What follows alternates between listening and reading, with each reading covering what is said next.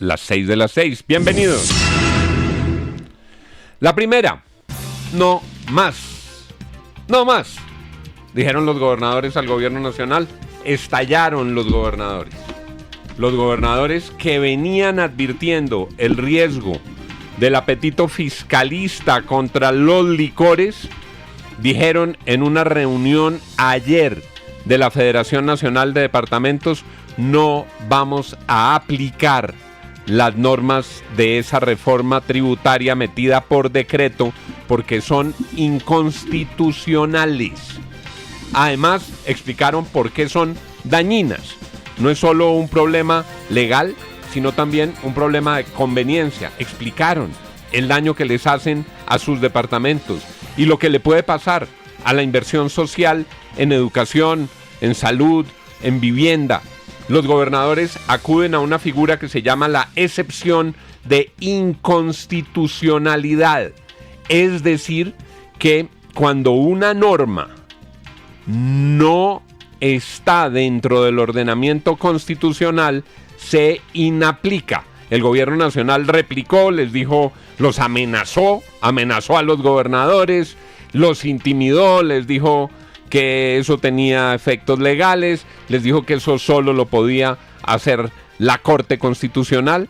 Lo cierto es que la excepción de inconstitucionalidad existe como figura, veremos el debate jurídico, pero el punto es que hay un triste y dañino desencuentro entre el gobierno nacional, 17 gobernadores, y esto está originado porque el gobierno ha gastado más plata de la que ingresa, porque no alcanzan los recursos que hay en la caja, en la tesorería y en la proyección de ingresos, porque además del endeudamiento gigantesco que se ha generado en las últimas semanas para la República de Colombia, se requerían unos recursos adicionales que se decretaron mediante una emergencia económica que revivió por decreto.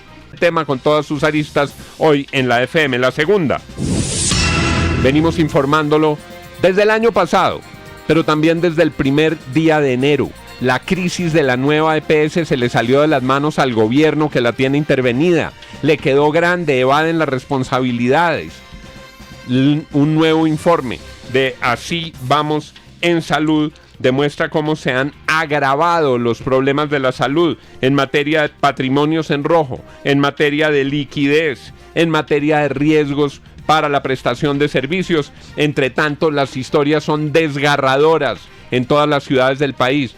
Gente que puede ver cómo uno de sus parientes pierde la vida o ellos mismos porque no reciben a tiempo los medicamentos. Nuestros compañeros del canal RCN trataron de hablar ayer en cámara con el ministro de Salud. El ministro no les contestó en la cámara, les dijo que se estaba enterando de la situación y no hubo una respuesta pública. Se requieren no solo respuestas públicas, se requieren acciones eficaces, porque esta crisis de medicamentos es una evidencia patética de lo que ocurre cuando el discurso le gana a la ejecución del gobierno. La tercera, la reunión entre Donald Trump y María Corina Machado. Se sabe poco, se supo más de la medalla que del contenido sustancial de la reunión. María Corina Machado, tranquila, heroína de América, con la frente en alto, una mujer digna, valerosa, valiente.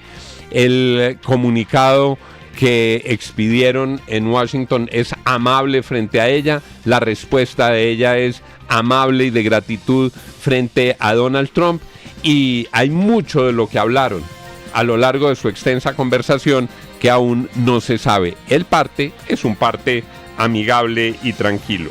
El cuarto,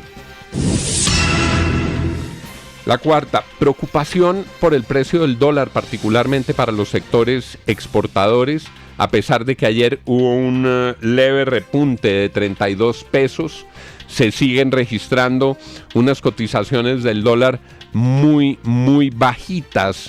El gobierno saca pecho diciendo que esto es producto de sus buenas decisiones económicas. Los exportadores reiteran su angustia.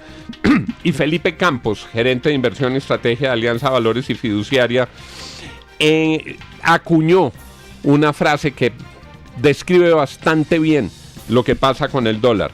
Dijo, comillas, bajar a punta de deuda externa y cara el precio del dólar equivale a bajar de peso cortándose una pierna.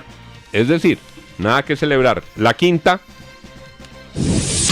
las organizaciones terroristas, criminales, quieren juntarse. El ELN manifestó su respaldo a la propuesta de alias Iván Mordisco, cabecilla de las disidencias de las FARC, de unificar a grupos armados ilegales. En eso terminó la paz total.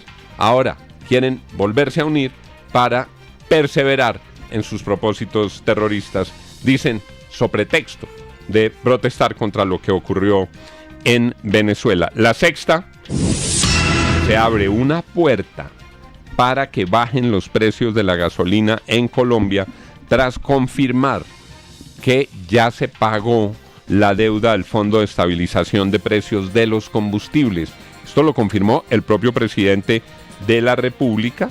Dice que esto más la apreciación del peso frente al dólar permitiría la posibilidad de bajar el precio de la gasolina. Lo cierto es que hoy Colombia tiene una gasolina que es mucho más cara de lo que pagan la gran mayoría de países del mundo. Son las 6:07 y esta es la FM. La FM, la verdad con rigor.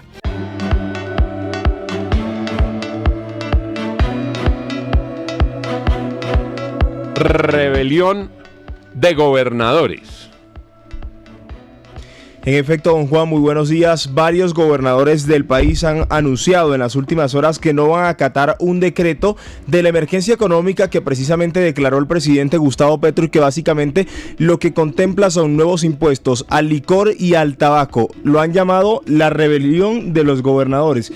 Y en minutos se le voy a tener respuesta de lo que dice el gobierno nacional. Alejandra, 17 gobernadores. 17 gobernadores que le dicen al gobierno no más. Amazonas, Antioquia, Atlántico, Caldas, Caquetá, Chocó, Córdoba, Guainía, Huila, Meta, Nariño, Putumayo, Quindío, Risaralda, San Andrés y Providencia. No más, señor gobierno.